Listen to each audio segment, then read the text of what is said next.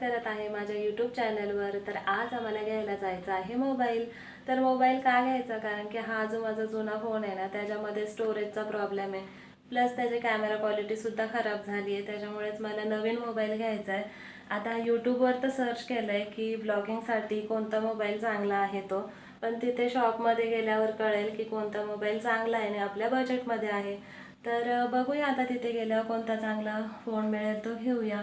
आणि मला तुम्हाला सांगावं वाटेल की इथून पुढचे जे ब्लॉग असतील ना ते क्लिअर असतील आणि माझे डेली ब्लॉगसुद्धा तुम्हाला पाहायला मिळतील आणि लॉंग ब्लॉगसुद्धा पाहायला मिळतील, जे की खूप इंटरेस्टिंग असतील, ज्याच्यामध्ये मुलांसोबत वेगवेगळ्या ॲक्टिव्हिटी मी करून घेणार आहे आणि गेम्स किंवा अदर ॲक्टिव्हिटी वगैरे सर्व काही असेल।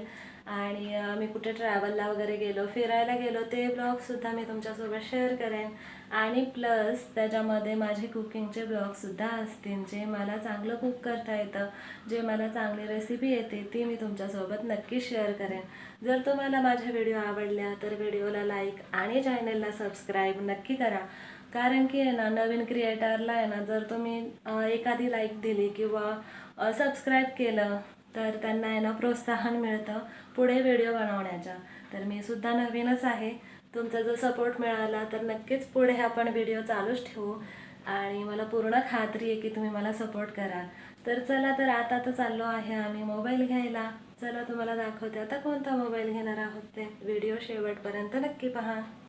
आता आम्ही आलो आहोत मोबाईल शॉपमध्ये, बघूया कोणता मोबाईल चांगला असेल तो घेऊया। आतमध्ये आल्यावर एवढे वेगवेगळे मोबाईल पाहून कन्फ्यूज व्हायलाच झालं होतं की नक्की कोणता मोबाईल घ्यायचा।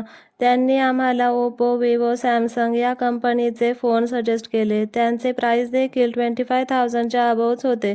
सर्व मोबाईल्सची प्राईस खूपच वाढली आहे। सामान्य माणसाला स्मार्टफोन घेणं तेही चांगल्या क्वालिटीचा अवघडच आहे।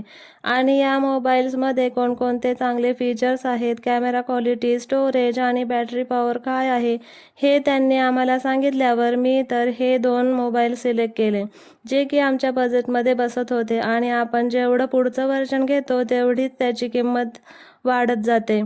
आणि मी तर आत्ता सुरुवात केली आहे ब्लॉगिंगची आणि त्याच्यातून अजून काहीच इन्कम नसल्यामुळे पैसे गुंतवणं अवघडच वाटत होतं। हे सगळे मोबाईल्स पाहून झाल्यावर त्यांनी आम्हाला या मोबाईल सजेस्ट केला, विवोचा V70 FE।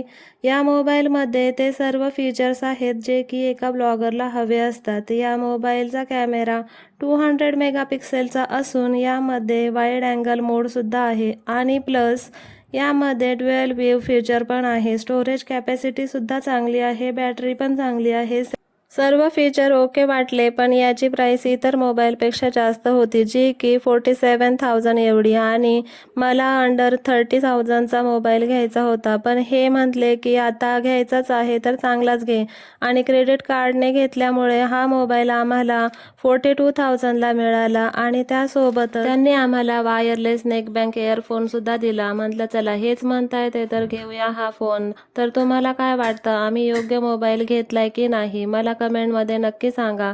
व्हिडिओ आवडल्यास एक लाईक आणि चॅनलला सबस्क्राईब नक्की करा। भेटूया नेक्स्ट ब्लॉगमध्ये। जय महाराष्ट्र।